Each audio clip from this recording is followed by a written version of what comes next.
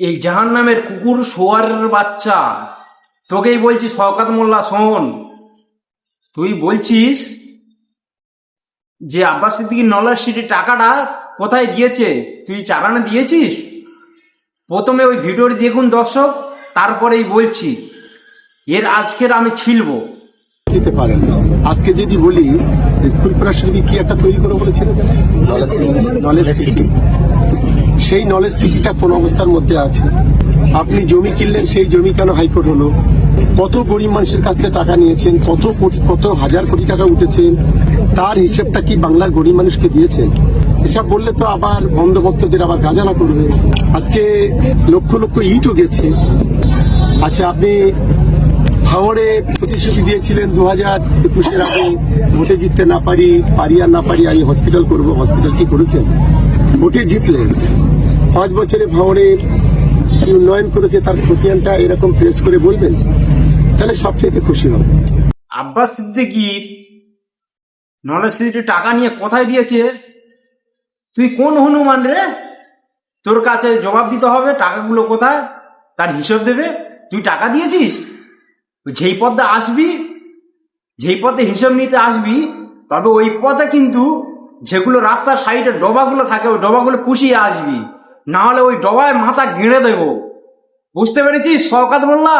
ওই ডবায় কিন্তু মাথা গেঁড়ে দেবো। বহু সহ্য করে নিয়েছি, আমাদের দেওয়ালে কিন্তু পিঠ ঠেকে যাচ্ছে দিনকে দিন। তোর এই হুমকি দেওয়ার যে ভাষণগুলো, আমাদের কিন্তু দেয়ালে পিঠ ঠেকে যাচ্ছে। আমরা সাধারণ মানুষ সবর করে আছি, কিন্তু কবরে নেই।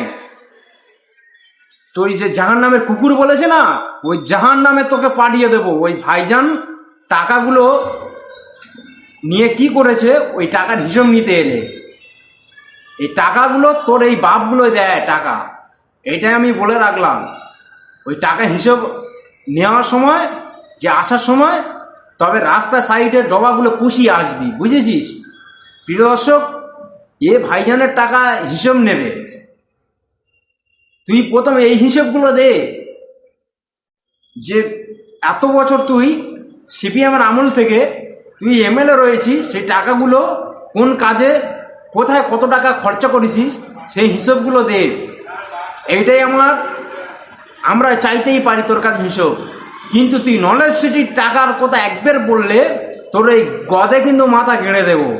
প্রিয় দর্শক, এই হারামখোরের কাছে ভিডিওটি পৌঁছে দিন, ভিডিওটি শেয়ার মারুন, আর অবশ্যই কার কি মতামত কমেন্ট বক্সে জানাবেন। আর প্রিয় দর্শক, এই হারামখোর আমাদের ভাইজানের ছোট বড় বহুত কথা বলছে। আমাদের ভাইজান নাকি গাঁজা খায়, বিজেপির কাছে নাকি তামাক খেয়ে রয়েছে। এই হারামখোর বলছে জাহান নামের কুকুরটা, এই জাহান নামের কুকুর। তবে আমরা ধৈর্য ধরে আছি। ক্যানিং পূর্বের সমস্ত মানুষকে বলবো, আপনারা ওর সাথে ঘুরুন, বসুন, সব করুন, তবে ভাই একবার সুযোগ দিন আমাদের হাতে। একবার আইএসএফ এর সুযোগ দিয়ে দেখুন, এই জাহান নামের কুকুরটার জাহান নামে পাঠাবো ইনশাল্লাহ। এই ভিডিওটি শেয়ার মারবেন। আপনারা ভালো থাকবেন, সুস্থ থাকবেন, দেখা হচ্ছে নেক্সট ভিডিওতে।